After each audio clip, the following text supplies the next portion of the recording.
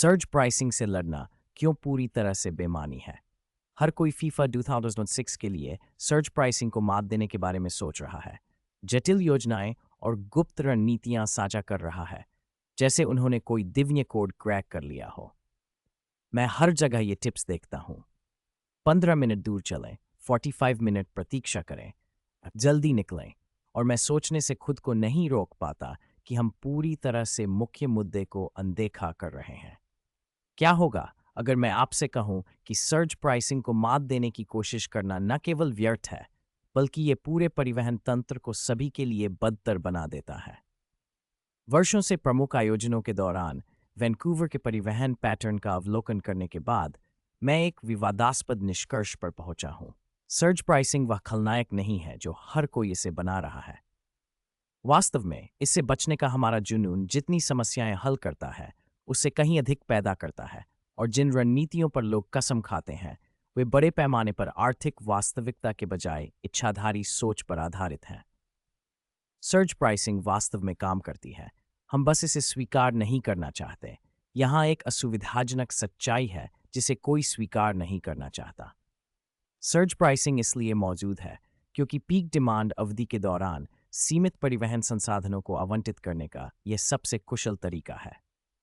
जब एक साथ काफी अधिक लोगों को सवारी की आवश्यकता होती है, तो सर्ज प्राइसिंग का विकल्प सस्ती सवारी नहीं है, ये बिल्कुल भी सवारी नहीं है। मैंने लोगों को सर्ज जोन से बचने के लिए किसी भी दिशा में 15 मिनट चलने में आत्मसंतुष्ट होते देखा है, केवल यह पता लगाने के लिए कि ड्राइवर उन क्षेत्रों में जाने को तैयार नहीं है जहां वे अपने समय के निवेश की भरपाई नहीं कर सकते।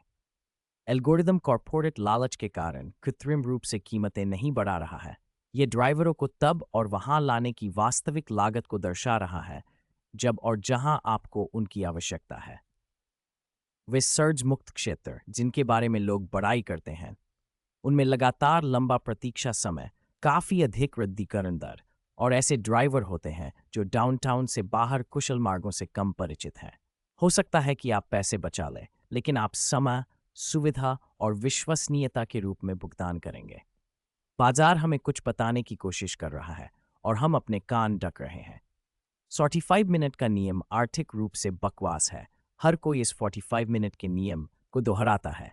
पीक प्राइसिंग से बचने के लिए जल्दी निकलें या देर से प्रतीक्षा करें। लेकिन ये रणनीति मूल रूप से गलत समझती है कि बड़े आयोजनों के दौरान आधुनिक परिवहन प्रणालियां कैसे काम करती हैं। जब आप बड़ी संख्या में लोगों को अपने प्रस्थान का समय बदलने के लिए प्रोत्साहित करते हैं, तो आप सर्ज प्राइसिंग को खत्म नहीं करते, आप इसे केवल लंबी अवधि में फैला देते हैं।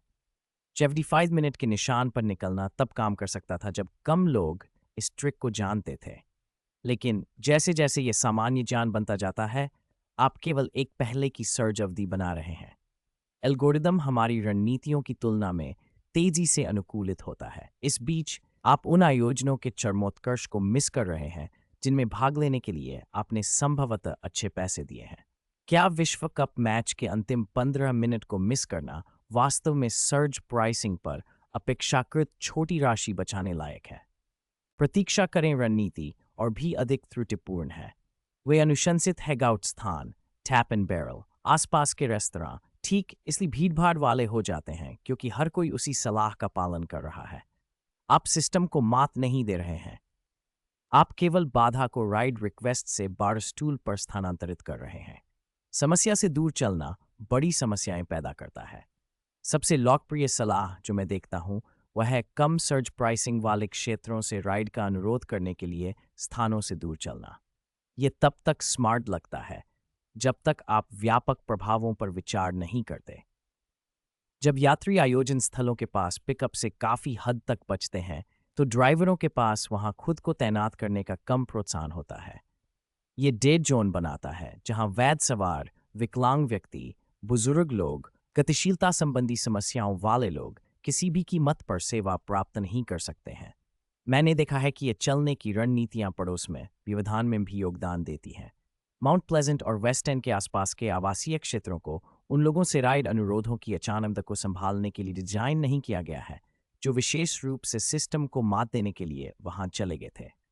आप अनिवार्य रूप से परिवहन समस्या को डाउनटाउन से उन समुदायों में निर्यात कर रहे हैं जिनके पास इसे संभालने के लिए कम बुनियादी ढांचा है। ओलंपिक विलेज का रहस्य विशेष रूप से समस्याग्रस्त है। उस क्षेत्र में सीमित सड़क क्षमता है और इसे बड़े पैमाने पर पिकअप संचालन के लिए डिजाइन नहीं किया गया था। जब आयोजनों के बाद काफी संख्या में लोग एथलीट्स वे पर आते हैं तो यह यातायात जाम पैदा करता है जो उन निवासियों और व्यवसायों को प्रभावित कर जिनका बीसी प्लेस में आयोजन से कोई लेना देना नहीं था। वैकल्पिक परिवहन सिफारिशें वास्तविक मुद्दों को अनदेखा करती हैं। मैं लगातार उन सुझावों से चकित हूं कि लोगों को सर्ज प्राइसिंग से बचने के लिए बड़े आयोजनों के दौरान सार्वजनिक परिवहन लेना चाहिए। यह सलाह उन लोगों से आती है जिन्होंने स्पष्ट रूप से कैनक्स के खिलाफ कनाडा लाइन ट्रेन में चढ़ने या 9 बस में ठून से जाने की कोशिश नहीं की है जब एक बड़ी भीड़ एक साथ डाउनटाउन से निकली होती है। बड़े आयोजनों के दौरान सार्वजनिक परिवहन कोई चतुर विकल्प नहीं है।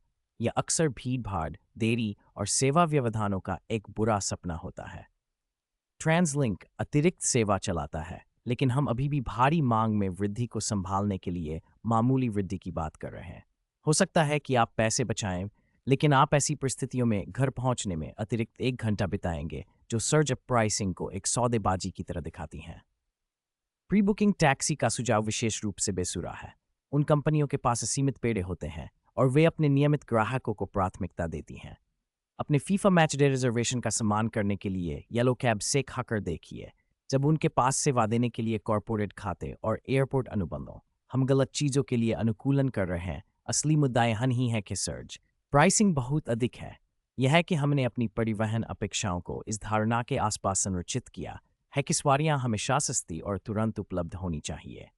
ये बड़े आयोजनों के दौरान मौलिक रूप से अवास्तविक है जब मांग कुछ ही मिनटों में काफी बढ़ सकती है। बाजार दरों का भुगतान करने से बचने के लिए जटिल योजनाएं बनाने के बजाय शायद हमें इस विचार को सामान्य करना चाहिए कि पीक डिमांड अवधि के दौरान परिवहन की लागत अधिक होती है।